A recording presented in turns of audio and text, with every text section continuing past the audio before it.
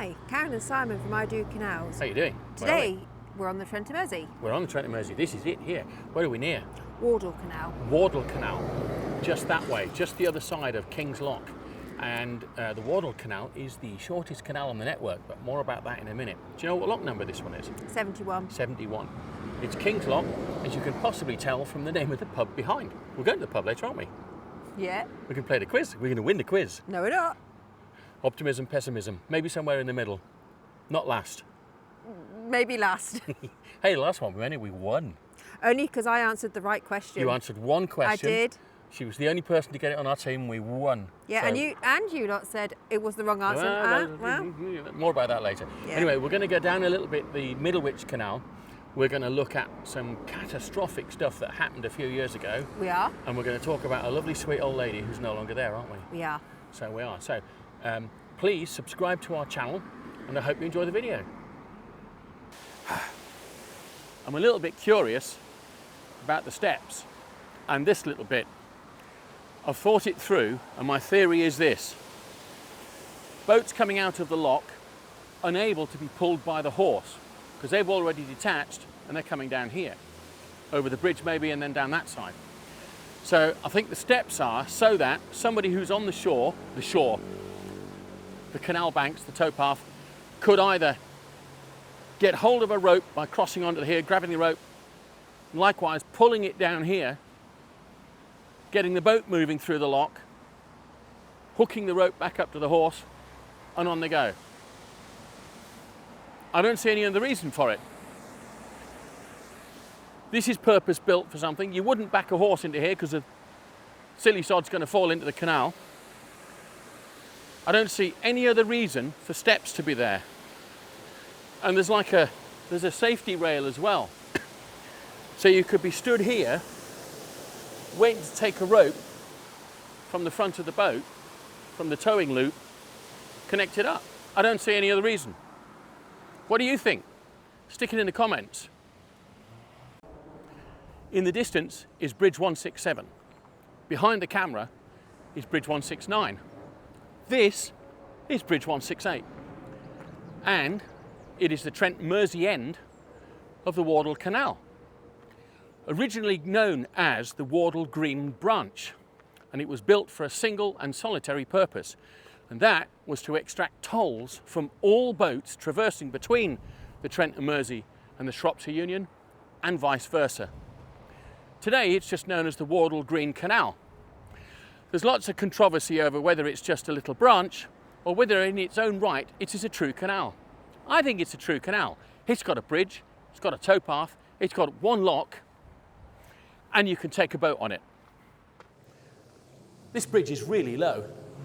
You've really got to stoop. Oh, even Karen struggled. And she's only that high. I'll get a thump for that later. So as the stone says, just there, look, it says Wardle Canal 1829. It was known as the Wardle Green Branch of the Trent and Mersey. Lots of controversy about it. I'm going to go with the fact that I think it's a canal in its own right. And as you can see, it's Bridge 168.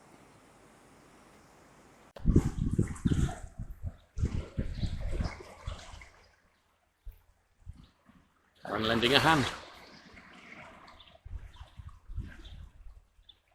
Actually, she's lending her bum, but we won't go into that.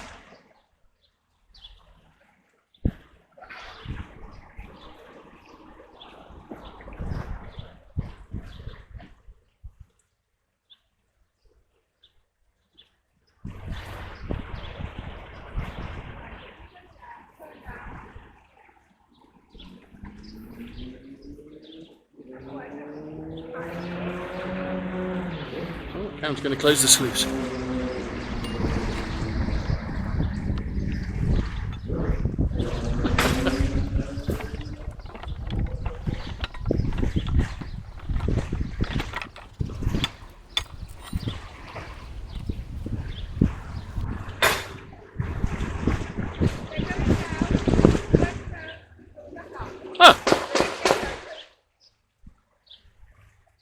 So apparently they're going down, turning round, coming back up, which is why the gates are going to be left open.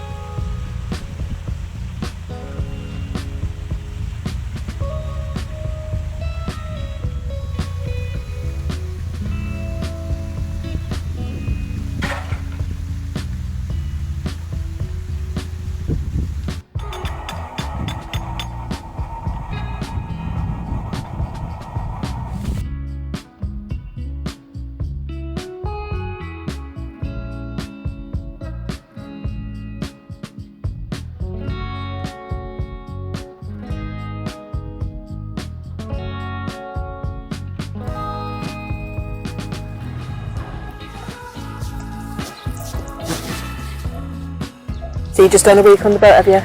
Well, probably less than a week. I mean, we got here yesterday. Oh, you haven't got many we days. Basically had to just sort out some stuff at home. Yeah, we haven't done much. So no, I'd have to be on the boat for at least a week. So we're waiting for the lock to fill. The two chaps have got their boat in. It's taking a long time. I go and have a look at the bottom end just to see if we've got a leaky lock gate. It really doesn't look that bad. So we wait, and we wait, and we keep waiting.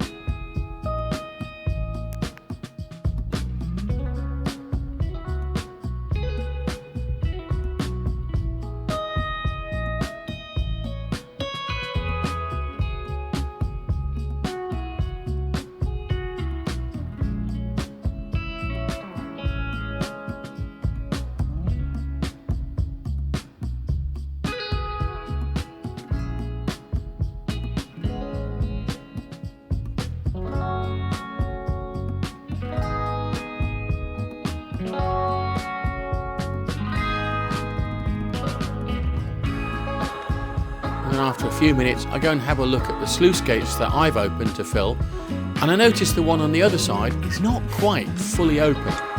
Another 2 turns worth. It makes a difference, but the lock still will not fill up all the way. We can't get the gate open.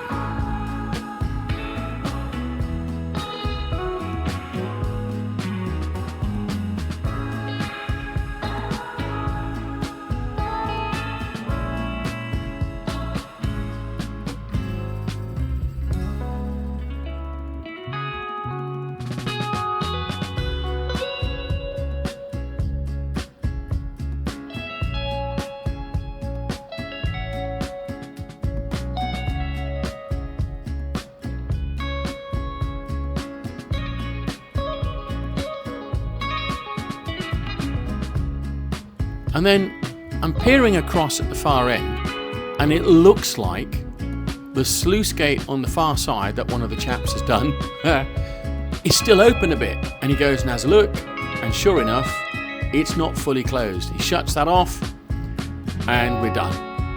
So whilst it was open, as quick as water was coming in, it was going out. We were never going to fill it. Lucky it was a nice day. Anyway, we're full. We get the gate open and they're away. There it goes.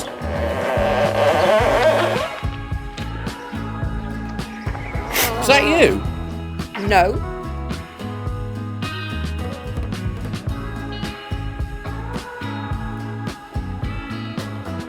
Now just let it swing. Absolutely, gents, no problem at all.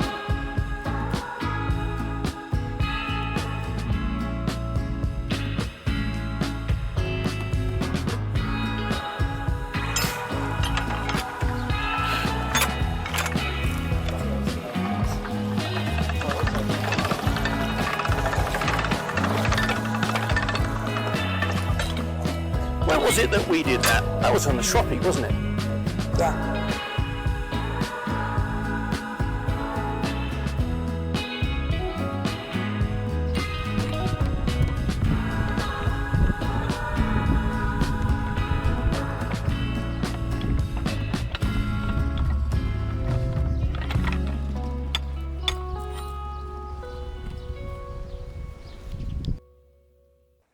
Maureen lived here in this lock cottage right behind me.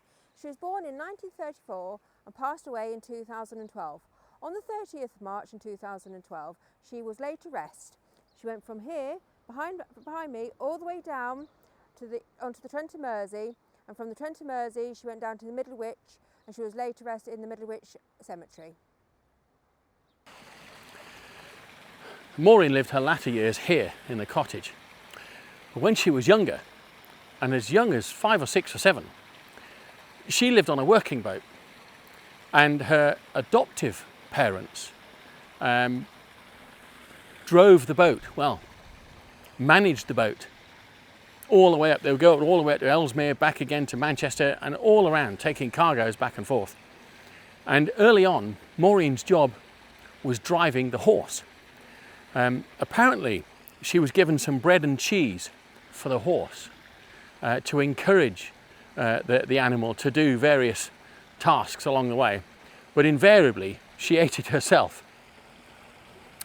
Later on, she spent her latter years here, and she was fondly known by all of the locals and many boaters who came through here, some on an annual basis, other boaters who lived nearby and simply cruised the routes around, even like the Cheshire Ring and so on. She was really fondly remembered by everybody. She was also known to tick you off if you were driving a bit quick or you chucked some rubbish or something like that. And I think she'll always live on in the memories of the boaters and the locals. This lock is Stanthorn Lock on the Shropshire Union Middlewich branch, and it's the third lock of 4 if you're coming from the Shropshire Union Canal end. It's also the location of some somewhat dubious goings on back on the 16th of March 2018. A few hundred yards that way, maybe 200 yards, the canal breached and 3,700 cubic yards of soil were washed away, and the embankment opened up to tens of yards wide. And the canal between here and the next lock drained dry, stranding, I think, half a dozen boats.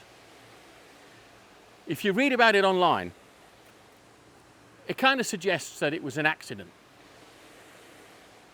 I don't think so. You see, think about it. When you're coming into a lock, let's say you're coming from that end and you're coming in, and let's say now that the lock is empty. You come in that end, you make sure that these sluices are closed, you open those up, you fill the lock. Open the gate, bring your boat in, close those, open these, lower yourself down, open the gates, out you go. If you're a bit forgetful, you might forget to close these sluices, but they're still shut. So that's not going to cause the wash away. Switch that around, you're coming from that end and you're coming in. If you're coming in and the lock's empty, you close the sluices and you open those ones and you fill it up. If the lock is full, you make sure they're closed, you open these and you empty the lock and you bring your boat in. You then close these, you open those, you fill it back up and out you go. And if you're forgetful, you leave those open. But these are still closed and the gates are held shut by the pressure of the water. So I think that somebody did it on purpose.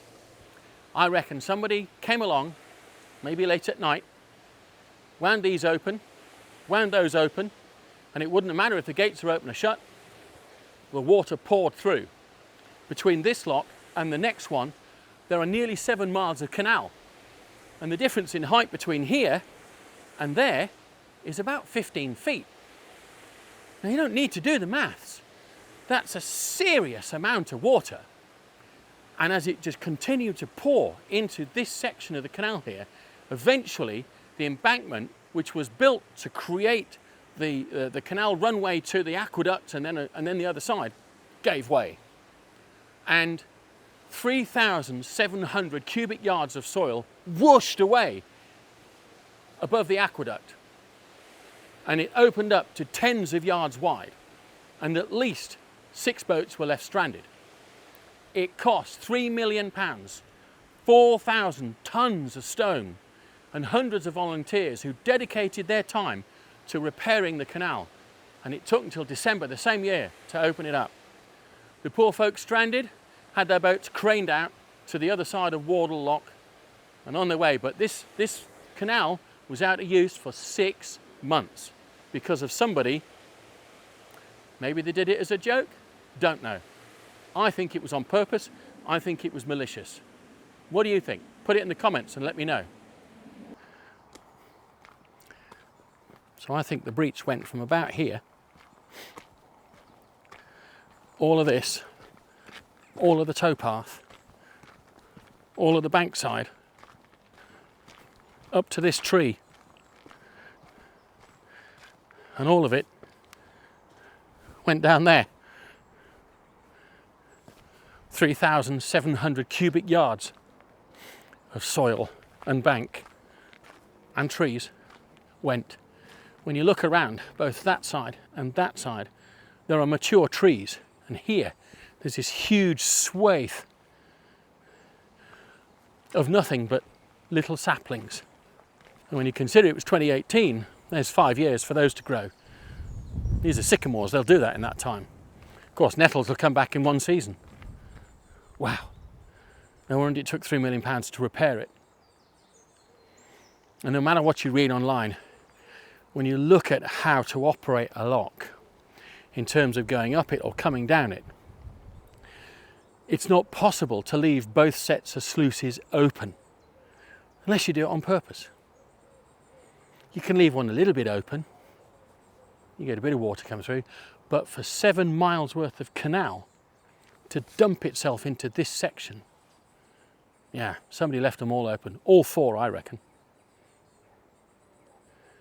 I bet they didn't think that would happen. Today there are some 6 or 7 boats moored alongside the site of the breach. Can you imagine that back on the 16th of March 2018, had there been a boat there where that one is ahead of us, it would have been down the breach here, down the bankside, and right down to there. That would have cost lives, wouldn't it? Absolutely horrendous to consider the possibilities. It's just sheer good luck that none of the boats that were left stranded were actually washed down here. Wow. You got a bit burnt, didn't you? I did. Here. I think my arms are done, but... And here. She had a headache, she couldn't stay with me. She had to go to the pub and drink lots. I didn't go into the pub, actually. Oh, no, I did go into the pub, but I didn't get anything to drink.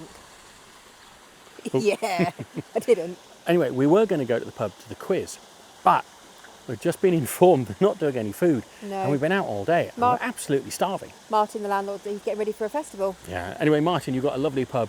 We will visit you again in the future. Best of luck to you. Now, if you're watching the video and you were watching the bit about the breach, what do you think? Do you think that that was accidental or not? I don't think it was. I reckon it was done on purpose. I think maybe the person that did it didn't anticipate £3 million worth of damage, but in either case, you're a very, very naughty person and you should be very, very sorry for yourself and mortified. You can respond anonymously. It was me, I was the Wally. Don't ever do it again. Goodness me. So, hope you've enjoyed this video. It's been a beautiful day. It's been beautiful. Stunning, stunning day. What would we like them to do? Subscribe to our channel. Please subscribe to our channel. When you do hit the subscribe button, hit the notification bell as well. You'll get informed when we do another video. And also, press the like button. We'd love some comments. We'd love some feedback, good or bad. Keep it clean. Thank you. And thanks very much. Cheerio. Bye-bye.